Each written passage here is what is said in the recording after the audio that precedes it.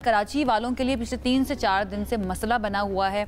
रात के वक्त तकरीबन ऐसा होता है, रोज़ाना ज़लज़ला आ जाता है वहाँ पर। वैसे तो कहा जा रहा है कि इससे डरने की बहुत ज़्यादा ज़रूरत नहीं है, लेकिन जब ज़लज़ला आता है तो वैसे इंसान का दिल जो है ना वो खौफज़दा हो जाता है और लोग भागते हैं फ़ौरन घरों से निकल कर। वहाँ पर क्योंकि अपार्टमेंट्स का बहुत ज़्यादा कल्चर है, मुसलसल 4 दिन से हम ये देख रहे हैं कि वहाँ पर ज़लज़ले महसूस किए जा रहे हैं। दैन वहाँ पर कुछ इमारतें, कुछ नहीं बल्कि बहुत बड़ी तादाद है इमारतों की ऐसी है जो मखदूश हालत के अंदर मौजूद है, उसकी गिरने का ख़दशा भी होता है। अब सिचुएशन वहाँ पर क्या है, कब तक ये रह सकते हैं ज़लज़ले और क्या वाकई में इनसे बिल्कुल भी डरने की ज़रूरत नहीं है, इसके ऊपर हमने बात करनी है और इसके लिए हमारे साथ एक एक्सपर्ट भी मौजूद होंगे। लेकिन उससे पहले थोड़ा सा ज़रा आपको डिटेल बता देते हैं कि ये ज़लज़ले के झटके जो हैं कायदाबाद में महसूस किए गए हैं, शाह लतीफ़ के अंदर महसूस किए गए हैं, भैंस कॉलोनी के अंदर महसूस किए गए हैं और ज़लज़ले की शिद्दत 3.1 और गहराई जो है अभी तक 80 किलोमीटर तक रिकॉर्ड की गई है।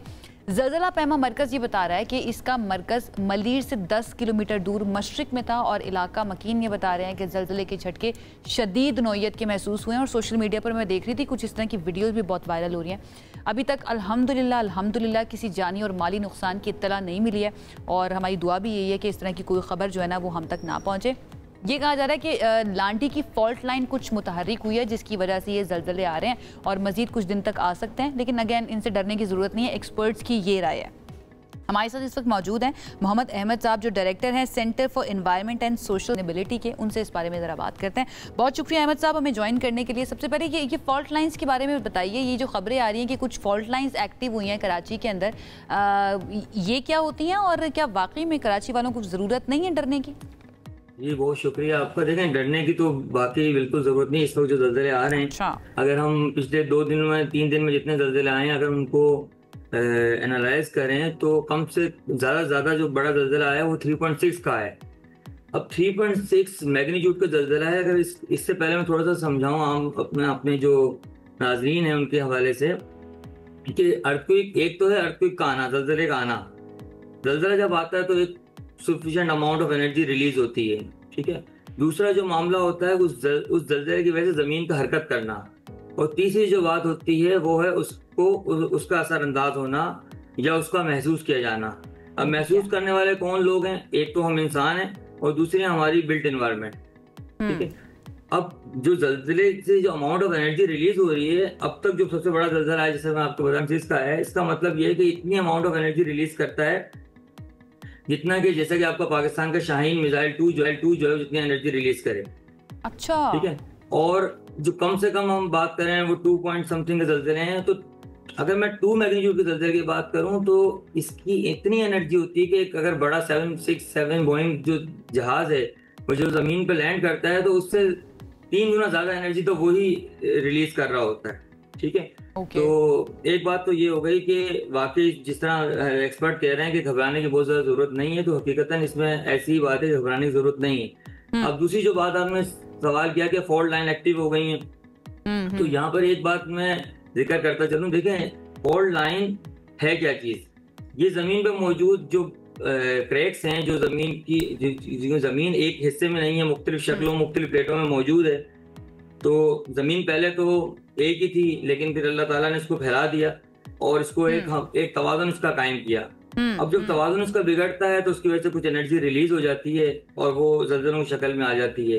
अब एनर्जी कहाँ से रिलीज होगी? ये ज़मीन के अंदर मौजूद जो एनर्जी उसने बाहर आना है, अब वो बाहर कहाँ से आएगी? लाजमी बात है जहाँ रास्ते होंगे वहीं से आएंगी। अब इसके लिए जो बड़े बड़े रास्ते होते हैं एनर्जी को बाहर आने के, वो होती है इंटरटेक्टोनिक प्लेट बाउंड्रीज। यानी कि इसकी मिसाल आपको मैं ऐसे दे दूं, फॉर एग्जाम्पल इस कमरे से मुझे बाहर जाना है, तो बाहर जाने के लिए जो दरवाजा होगा वो एक बड़ा रास्ता है। आमतौर पे दरवाजे के 2 हिस्से होते हैं, हम एक दरवाजे का हिस्सा खोलते हैं, बाहर चले जाते हैं, इतनी अमाउंट ऑफ एनर्जी चली गई। लेकिन अगर ज्यादा लोग इस कमरे से निकलने लगेंगे तो हम क्या करेंगे? दोनों दरवाजे खोल देंगे। तो ये मैक्सिमम कैपेबिलिटी होती है कि इतनी अमाउंट ऑफ एनर्जी यहाँ से बाहर जा सकती है, ठीक है। तो बहुत बड़े ज़लज़ले अगर आएंगे तो वहां आएंगे जहाँ इंटरटेक्टोनिक प्लेट बाउंड्री हो। तो इंटरटेक्टोनिक प्लेट बाउंड्री कराची के अंदर से, ठीक है। तो बड़े अच्छे तरीके से आपने एक तो समझा भी दिया है एनालॉजीज के साथ, और दूसरा ये भी बता दिया कि डरने की ज़रूरत नहीं है कराची वालों को। बहुत अच्छी बात है। अच्छा, क्या इनको प्रिडिक्ट किया गया था पहले से जो इस वक्त ज़लज़ले आ रहे हैं, या फिर हमारे पास वैसे दुनिया भर के अंदर इस तरह की टेक्नोलॉजी मौजूद है जब जिसमें ज़लज़लों को प्रिडिक्ट किया जा सकता है? क्या पाकिस्तान के पास ऐसी टेक्नोलॉजी है कि पेशगोई की जा सके कि ज़लज़ला आ सकता है इस वक्त के दौरान? मुख्तलिफ किस्म के टाइम प्रिडिक्टेबल मॉडल्स हैं जो बताते हैं कि अंदाजन इतने अरसे बाद इस फॉल्ट के ऊपर अगर ये फॉल्ट साकिन रहा, ठीक है, पहली बात तो ये हमें पता हो कि एग्जैक्टली ये सोर्स है। जलजला हर जगह नहीं आता, जलजला स्पेसिफिकली उन जगहों पे आता है जहां से एनर्जी बाहर आ सकती है। तो पहले तो हमें एग्जैक्ट पता हो कि जलजला आना कहां पर है। अगर हम कराची की बात करते हैं तो कराची के अंदर ऐसी कोई बड़ी फॉल्ट लाइन मौजूद नहीं जिसमें कोई बहुत बड़ा जलजला आ जाए, लेकिन इसका ये मतलब नहीं है कि कराची कभी वाइब्रेट नहीं करेगा। कराची के अगर हम अतराफ का जायजा लें तो कराची के शुमाल, मशरिक, मगरिब हर तरफ बड़े बड़े सोर्स मौजूद हैं। और सबसे ज्यादा खतरनाक बात कराची के लिए ये है कि कराची ऐसी जगह, ऐसी जो लोकेशन में मौजूद है जो कि less than 100 kilometre triple junction के ओके, जहाँ पर दुनिया की बड़ी बड़ी इंडियन टेक्टोनिक प्लेट, यूरेशियन और अरेबियन आपस में मिलती हैं, जो कि यहाँ पे हमारे पास मकरान कोस्ट पे मौजूद है। तो उस जगह पर बड़े से बड़ा जलजला आने का खतरा कराची के नियरेस्ट मौजूद है। तो अगर खुदा ना खासा वहां जलजला आता है तो कराची अच्छा खासा उसकी वजह से असरअंदाज हो सकता है। और इससे पहले आखिरी दफा जो वहां जलजला आया था 8.1 का, वो पाकिस्तान बनने से पहले आया था। वो इतनी बड़ी शहरी आबादी, लेकिन इसके चांसेस बहुत बहुत हद तक कम है। ठीक हो गया। अच्छा डॉक्टर अहमद, ये भी बताइए कि ये भी कहा जाता है कि जो छोटे छोटे जलजले होते हैं ये बड़े हादसात को या बड़े जलजलों को टाल देते हैं, क्या वाकई में ऐसा ही है? जो छोटे जलजले अगर तो हमें ताजुन हो जाए, जिस तरह मैंने पहले बात बताई आपको, अगर मैं डिटरमाइन हो जाऊं, मुझे ताजुन है कि एग्जैक्टली उसी फॉल्ट पर आ रहे हैं, तो शायद ये बात किसी हद तक ठीक है कि छोटे छोटे जलजले जब आएंगे तो एनर्जी रिलीज होती रहेगी और बहुत बड़ी एनर्जी के लिए एकोमुलेट होने के लिए जगह टाइम नहीं मिलेगा और बड़ा जलजला नहीं आएगा, ठीक है। लेकिन उसके लिए भी सबसे जरूरी जो चीज है वो ये है कि हमें ये पहले ताजुन हो जाए, क्या जिस फॉल्ट की हम निशानदेही कर रहे हैं क्या ये एग्जैक्टली उसी फॉल्ट पे आ रहे हैं या नहीं आ रहे हैं। ठीक है।